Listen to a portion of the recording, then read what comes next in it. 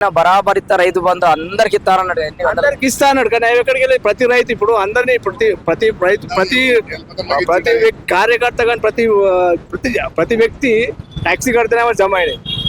ఆ ట్యాక్సీ వసూలు అంటే అందరి దగ్గరికి వసూలు చేసి ఉన్నకే పెడతాయి. మళ్ళీ 100 ఎకరాలు ఉన్నానికి ఒక రైతు బంధు వానికి 100 ఎకరాలు పడితే 5,000 చొప్పున పడితే ప్రతి ఫసలుకు ఒకసారి వానికి 2-3 ఎకరాలు కొనుక్కుంటారు. రైతు బంధు పంట పడగా మంచిది.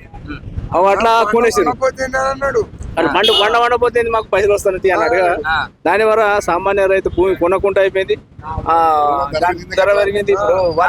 ఇప్పుడు ధరలు తక్కువైనాయి అంటే రియల్ ఎస్టేట్ పడిపోయింది. అదే అంటారు. ఇదే వాస్తవం ధరలు అంటే చాలా మంచిది. ఇది చాలా మంచిది. ఏదైనా కష్టపడ్డాడు ఇంత కొనుక్కొని వ్యవసాయం చేసుకుంటాడు.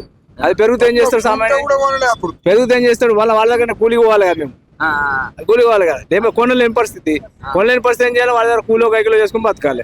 అది కాకుండా ఇప్పుడున్న పరిస్థితి మంచిది. భూమి అంతా ఎంతో కొంత వస్తే 20 గుంటలు కొనుక్కొని తర్వాత కష్టపడుతుంటే తక్కువ ఉంటేనే కొనుక్కొని వానికి ఎంత జీతం వానికి కూలి పోయేది ఇంత ఎకరం కొనుక్కొని బతుకుదాం అన్నట్టుగా ఒకటి స్వతంత్రంగా బతుకుదాం వానికి లో బతికేయాలనేది ఇది చాలా మంచిది.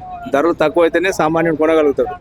మన ధరలు ఎక్కువైతే ఉన్నోడు కొంటాడు. వానికి ఏంది వాళ్ళే ఇప్పుడు ఏదైనా వాళ్ళు దేనినైనా తినలేనా అవి పెట్టుకుంటారు. అయితే వాళ్ళకి తీసుకోవట్లేదు. మా దగ్గర అయితే ఇస్తున్నాం. మా పక్క పంటే 200 ఎకరాలు కొన్నాడు. 200 బట్టి ఇప్పుడు అటు పుట్టలే పంటలు అనేది ఏం లేదు. ఒకటి మంచిగా పసలు 2 ఎకరాలు కొట్టేసాడు. ఇంకా మా దగ్గర పక్క 2 ఎకరాలు అంటే 10 పసలు 2 ఎకరాలు కొనుక్కుంటే చుట్టూ ఇప్పుడు అంత ఆక్రమించుకున్నాడు.